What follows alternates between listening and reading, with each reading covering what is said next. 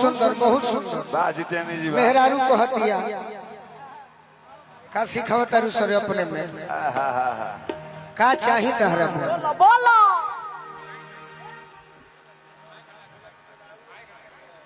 रौरा बोलाई हम तो कहत नहीं कि बोलाई हाँ अनुपमा सकत है उनकर मन कब हम कहता नहीं कि अनुपमा के और गोलू राजा के मन छ निशांत भाई के मन छ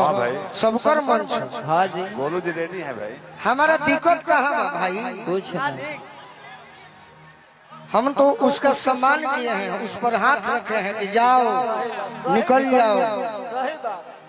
बहुत आशीर्वाद दिए हैं। बाकी आप लोग समझिए हम हैं श्रोताओं के लिए हम रोक सकते हैं 4 घंटा हम 8 बजा सकते हैं और कोई नहीं जा सकता है। हाँ जी वाह गीत पर सही गीत के बल पर हाँ जी मेरा एक लाइन अभी कह देते हैं नौजवान भाई नहीं जाएंगे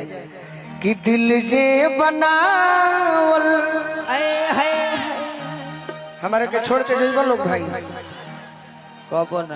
पागले नु होई प्यार जे बनावल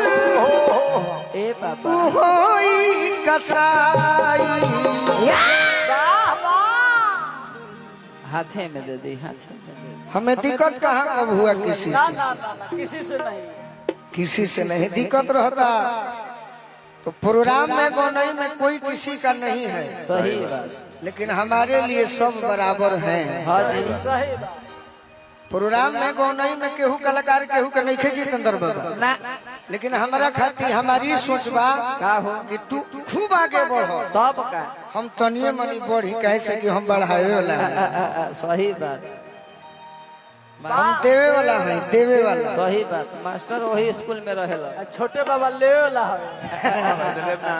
बाकी गाना रहे कि दिलवा धक धक करे हमारा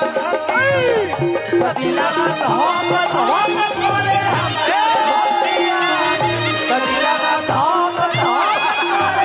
थोड़ा से का हो खेला कबे से अरे नया समाचार ना करे भाई अरे बाप रे बाप ग्रेट खली भोजपुरी के ग्रेट खली टाइटी देखावा टाइट और का को हतारी तनी कठिन मार दी अरे रोगन गन कान से ना तनी भाव गिरा हमारा गिरा भाव दो ई का हरे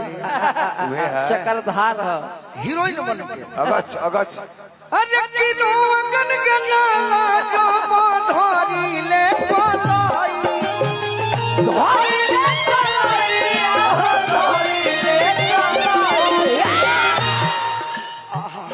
एने करब तो पीछे घूम कैसा जाई फीलिंग होता हो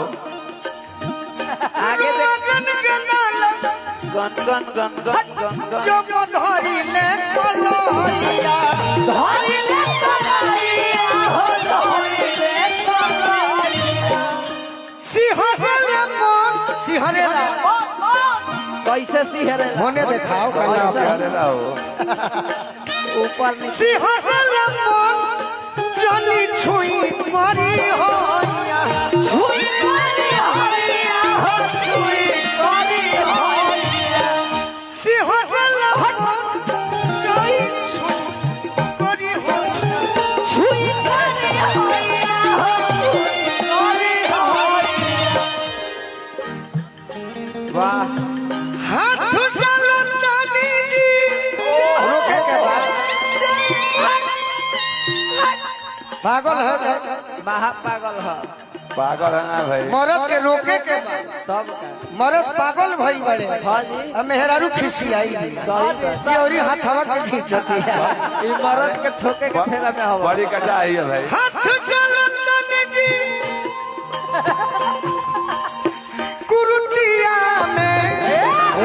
तो दिलवा तोर का भूला गेल कलाकारी एक दिलवा धइले के धक धक करी ये तो घेरा बंदी वाला है मार तो दिलवा धक